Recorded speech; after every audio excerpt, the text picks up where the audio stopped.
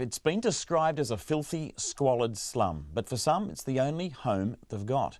The former St Joseph's Catholic convent on Great North Road in Auckland's Grey Lynn houses those with few other options. The notorious boarding house is one of the last resorts before the streets. In June, the building sold for $4.1 million to make way for tourist accommodation. Yesterday, the 30 tenants were supposed to have packed up and left, but today many remain. Eva Corlett met Fox, who's lived at the hostel for 3 years. I've been in this room for just over 2.5.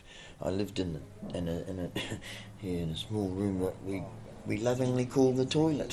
Fox rolls a smoke as he speaks to me in his room, where there are no signs of him packing to leave. I don't really want to live here, but I need some place to stay, right?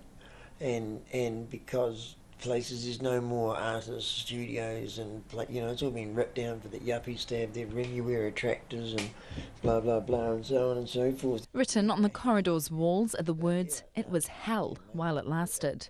It could have been so much better than what it was. It's just like down and out people get down and out, and when they lose self-respect and stop loving themselves, then they don't love the environment they're in, and something, I don't know what it is about them, they got to bring their environment down to match their attitudes for them to feel comfortable.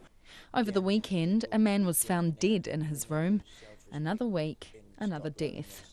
You can get used to unconscious bodies and stepping over people that just don't bother to see whether they're living or not, I find that really bad in myself, right? But then I thought, well, he's asleep, he's in a nicer place than being awake here. The bones of the building are beautiful. 1920s Spanish mission-style concrete, the colour of custard, and grime. Today they're surrounded with high wire fences. Fox comments that he always knew he was living in a zoo. At the back of the property, the garden once loved has now gone to seed. Yeah, beautiful, right? This could be so much.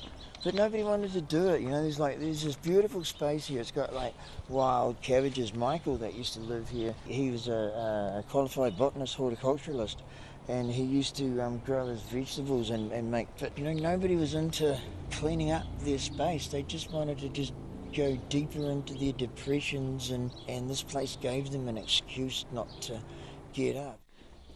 Toilets, mess, death in there.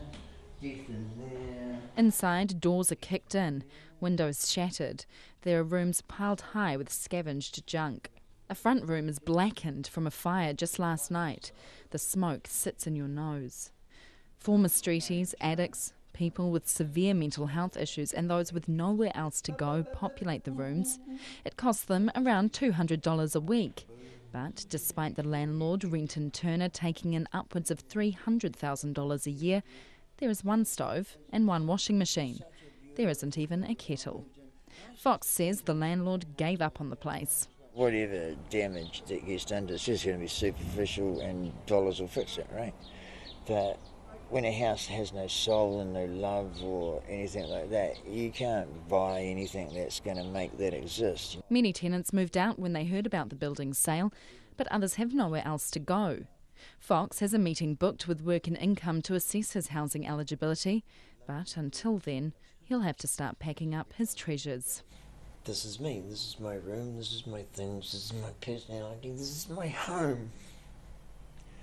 To be handed a piece of paper saying you've got 30 days to get out, plans, don't make them.